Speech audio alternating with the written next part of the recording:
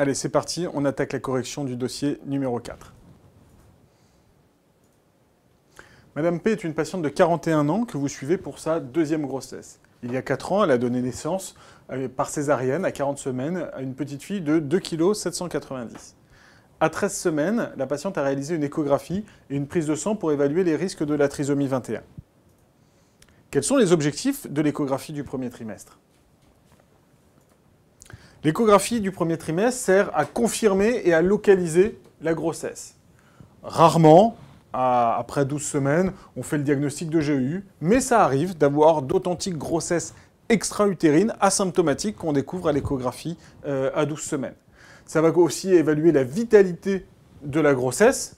D'accord ? Malheureusement, on arrive aussi parfois à faire le diagnostic de grossesse arrêtée, asymptomatique. La patiente n'a pas saigné, donc on constate que la grossesse est arrêtée et on peut dater à quel terme la grossesse a été arrêtée. Très important, puisqu'on ne peut le faire qu'à ce terme-là. Passé 13-14 semaines, ça sera plus possible de le faire. Il faut compter le nombre de fœtus, savoir si on a une grossesse gémellaire, voire même une grossesse triple ou plus, et évaluer la chorionicité. Je vais vous parler juste après de ça. C'est de savoir si on a des grossesses monoamniotiques, biamniotiques, monocoriales, bicoriales. Tout ça, c'est important pour la prise en charge ultérieure de ces grossesses gémellaires. Il va falloir dater la grossesse avec la longueur crânio-caudale, impératif. C'est aujourd'hui l'élément le plus précis pour dater les grossesses. Et puis, le premier élément de diagnostic prénatal avec une étude mini-morphologique et surtout l'épaisseur de la nuque avec ce qu'on va appeler la clarté nucale. L'étude des annexes, les ovaires et de l'utérus, la présence de fibromes. Parfois, chez les patientes, c'est la première échographie qu'elles ont de leur vie et on peut parfois diagnostiquer des ovaires, des kystes sur les ovaires ou des fibromes sur l'utérus. Voilà juste quelques images pour vous montrer ici la longueur crânio-caudale qui va donc de la tête jusqu'au sacrum, jusqu'en bas, et l'épaisseur de la clarté nucale qui se mesure ici. Juste ces images pour vous montrer ce que c'est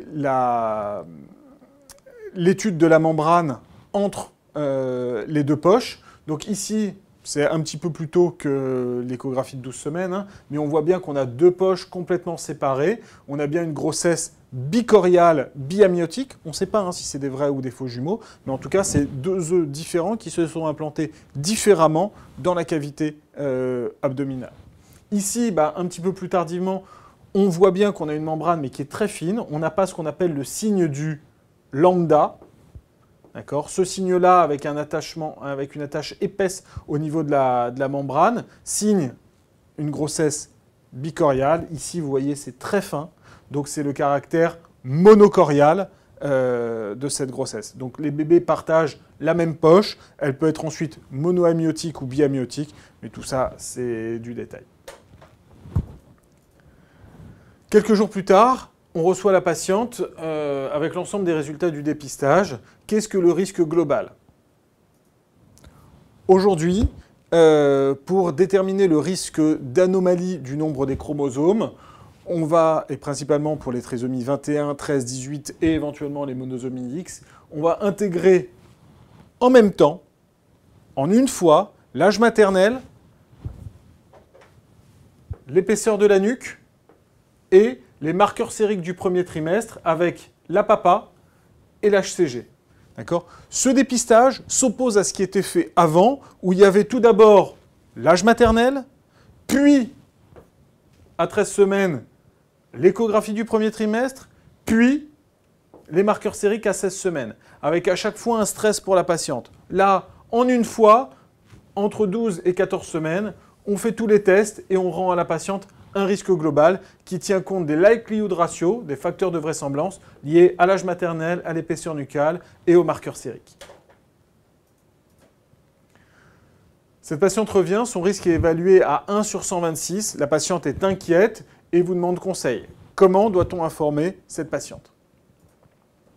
Cette patiente appartient à une population à risque puisqu'on a arbitrairement défini le seuil à 1 sur 250. Donc, elle a un risque supérieur, 1 sur 126. Donc on peut proposer à cette patiente de faire une étude du karyotype fœtal après une biopsie de trophoblaste. Attention, au terme avant 15-16 semaines, on ne fait pas d'amyosynthèse. Les risques d'un geste intra-utérin, amyosynthèse ou biopsie de trophoblaste, c'est de l'ordre d'un surrisque de 1% de perte fœtale due à des fausses couches ou à des ruptures prématurées des membranes qui se prolongent tout au long de la grossesse. On peut aussi avoir, malgré le prélèvement, un échec de culture ou de prélèvement. D'accord ? Donc ça, c'est important d'informer la patiente. C'est assez rare, hein, ce risque, mais il faut quand même lui en parler.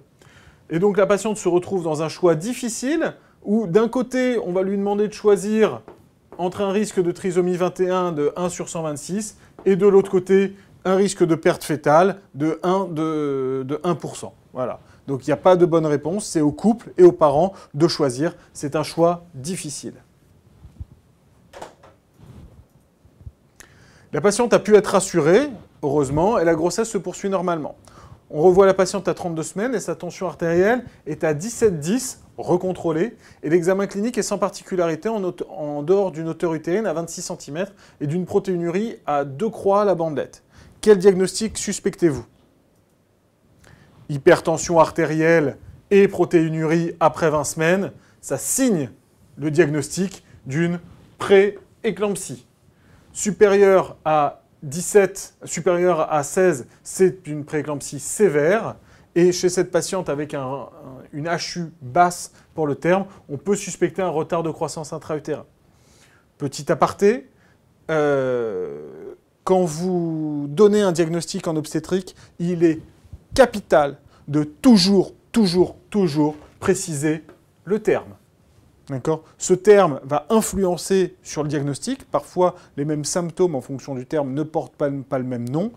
Ce terme va être capital pour la prise en charge. Une prééclampsie à 28 semaines, eh ben, ce n'est pas la même prise en charge qu'une prééclampsie à 40 semaines. Donc chez cette patiente, on a donc une femme, une deuxième part.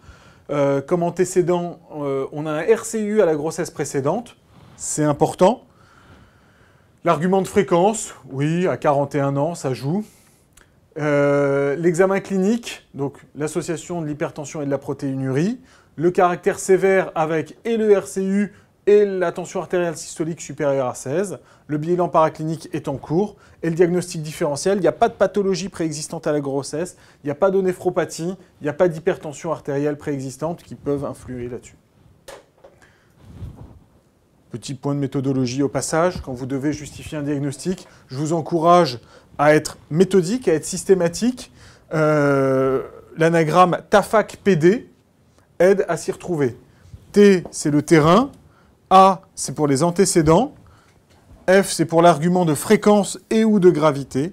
A, c'est pour l'anamnèse, qu'est-ce qu'on vous raconte dans le dossier. C, c'est pour les éléments cliniques qui sont en faveur du diagnostic.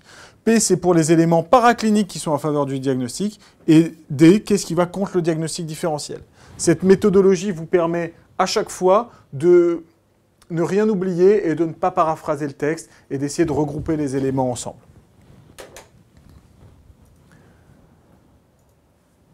Quels sont les mécanismes physiopathologiques en cause dans la prééclampsie ? Il faut savoir que la prééclampsie s'intègre dans le cadre des 5 maladies vasculaires de la grossesse, qui sont l'hypertension artérielle gravidique, la prééclampsie, le retard de croissance intra-utérin, la mort fœtale in utero et l'hématome rétroplacentaire.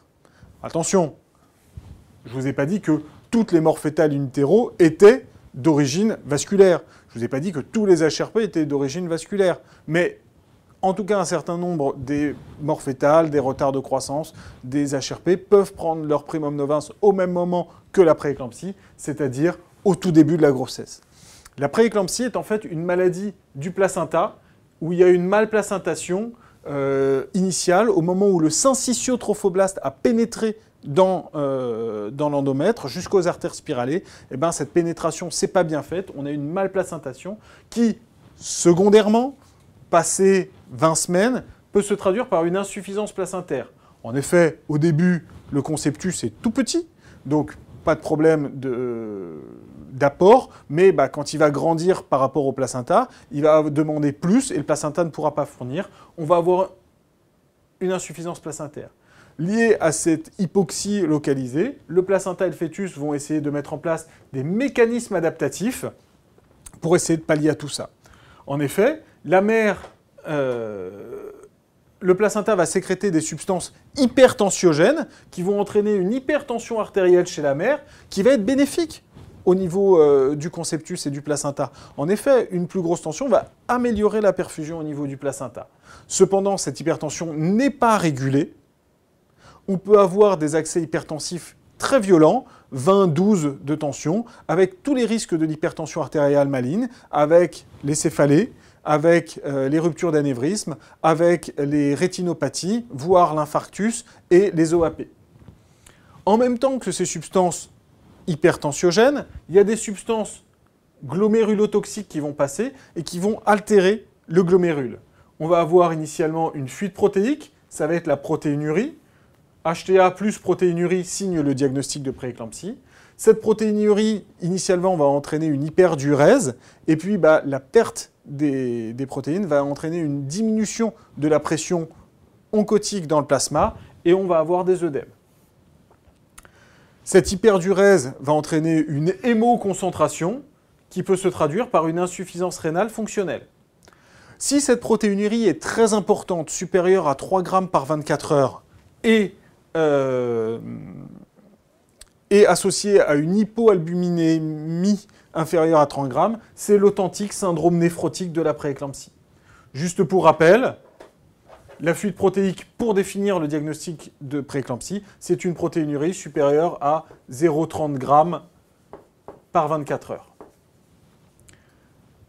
En même temps que ces substances hypertensiogènes et néphrotoxiques, on peut avoir des substances qui vont altérer la coagulation et surtout les plaquettes.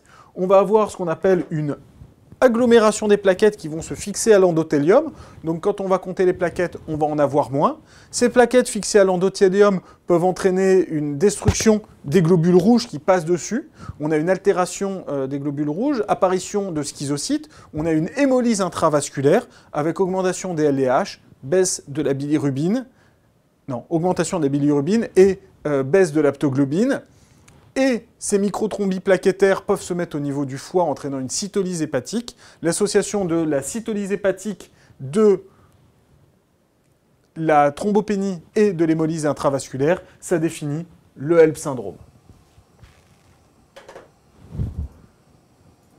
Sur le plan du fœtus, soit ces mécanismes adaptatifs ont permis de pallier à la carence, et puis on a un fœtus qui reste un petit peu bas au niveau des courbes, mais qui n'est pas en retard de croissance, soit malheureusement ça ne marche pas, et on a un authentique retard de croissance intra-utérin. Soit alors, malheureusement ça n'a pas été dépisté, ou on arrive trop tard, et on peut constater une mort fœtale in utero. Quel bilan est à réaliser dans la prééclampsie? Si vous avez bien compris toute la physiopathologie et les mécanismes qui en découlent, le bilan coule de source. C'est tout d'abord une NFS pour rechercher éventuellement une anémie due à l'hémolyse intravasculaire, mais c'est rare, mais c'est surtout la thrombopénie. Les facteurs de coagulation pour une éventuelle CIVD rare, mais surtout avec le groupe et le résus RAI, le bilan préopératoire si on est amené à intervenir en première intention chez cette patiente.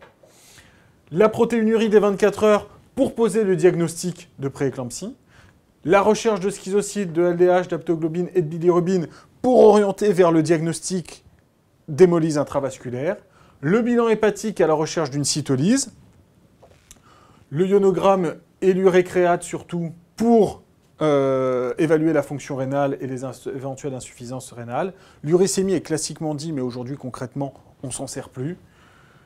Pour évaluer au niveau du fœtus le rythme cardiaque fœtal, savoir s'il va bien, évaluer le bien-être du bébé, et notamment avec la VCT, la variation à court terme, et une échographie obstétricale avec l'estimation du poids fœtal, voir si on est dans le cadre du retard de croissance intra-utérin ou pas, la quantité de liquide amniotique et évaluer la vitalité du bébé avec ses mouvements spontanés et l'étude des différents Doppler qu'on reverra ultérieurement. Quelle prise en charge peut-on proposer à cette patiente? On va hospitaliser cette patiente dans un service de grossesse à haut risque. Si on est une maternité de type 1, c'est-à-dire on n'a pas de réa néonate particulière, et vu le terme précoce de cette patiente, il va falloir l'orienter dans une maternité de type 2. Il va falloir bien sûr expliquer à la patiente sa pathologie, les risques pour elle et pour le bébé.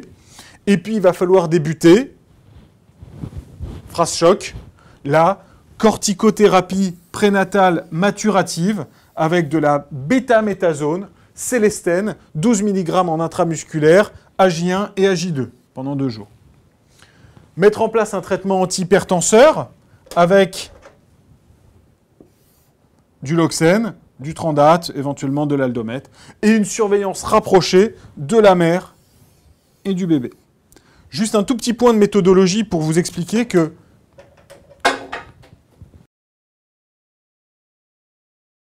le Loxène, c'est un traitement, c'est un inhibiteur calcique qui va servir comme traitement antihypertenseur, certes, mais on va aussi s'en servir, par exemple, dans un dossier de menace d'accouchement prématuré, où le Loxène a aussi une action autocolytique. Donc, ce qui est très important quand vous donnez vos cadres de réponse, de préciser que, pas Loxène, éventuellement mettre nicardipine avant, mais mieux, dire que vous êtes dans un objectif anti-HTA, d'accord ? Traitement antihypertensionnel, et pas dans une tocolyse. D'accord ? Donc si vous ne le précisez pas, je ne pense pas que les points soient sur Loxène, ils vont clairement être du côté de l'HTA. À 35 semaines, alors que tout est stable jusqu'à ce jour, la sage-femme d'HAD vous adresse Madame P pour 2 décélérations sur le RCF. Madame B sent moins son bébé bouger depuis 2 jours. L'échographie n'est pas rassurante avec une diastole nulle sur le Doppler ombilical. Quelle est votre prise en charge ? Au terme où on en est, 35 semaines, corticothérapie réalisée précédemment, il n'y a pas d'intérêt à prolonger la grossesse. Devant les anomalies du rythme, on a une indication à extraire l'enfant rapidement. Donc, concrètement, il va falloir que cet enfant naisse dans les meilleurs délais. Contre-indication au déclenchement, oui, elle a un antécédent de césarienne. Il est interdit de maturer le col avec des prostaglandines sur un utérus cicatriciel. Donc cette patiente n'a pas d'autre alternative d'avoir une césarienne rapidement. On n'a pas d'intérêt à prolonger la grossesse, on ne peut pas déclencher. Il faut que cet enfant naisse rapidement. Ça y est, 24 heures après la naissance du petit Mathieu, la patiente est au fauteuil et elle appelle parce qu'elle ne se sent pas bien. Alors que l'infirmière finit par prendre l'attention à 19h11, la patiente convulse et chute. Quelle est votre prise en charge ? La prise en charge est la prise en charge d'une crise d'éclampsie. Donc la patiente, il faut la mettre en position latérale de sécurité. Il va falloir faire une libération des voies aériennes supérieures et la mise en place d'une canule de Guedel. L'administration d'un anticonvulsivant d'action rapide, avec par exemple du Valium, et surtout la prévention de la récidive de la crise d'éclampsie, ce qui aujourd'hui a montré le meilleur bénéfice dans la prévision de la récidive de crise, c'est le sulfate de magnésium. Vous verrez aussi parfois utiliser le sulfate en prévention de la crise primaire. Ce n'est pas son indication première, mais en France et dans les pays industrialisés, on a suffisamment de sulfate pour l'utiliser comme ça. Donc les patients qui sont à haut risque de convulsion, on peut mettre du sulfate de magnésium en prévention primaire, le temps de couvrir le geste et le postpartum. On va essayer de contrôler la tension avec un traitement antihypertenseur avec le Loxène, et puis surveiller la patiente et faire le traitement de la chute. Imaginez que la patiente s'est fait une plaie au front ou une contusion, il va falloir faire des radios ou des sutures. La patiente est transférée en réanimation et il faut surveiller l'évolution de la patiente et de son bilan. Dans ce dossier, nous avons abordé donc les items liés au dépistage prénatal et les maladies génétiques chromosomiques, la trisomie 21, le syndrome prééclamptique et ses complications, et sa complication ultime, l'éclampsie, et l'épilepsie de l'enfant et surtout de l'adulte, donc au travers de la crise d'éclampsie. Je vous remercie.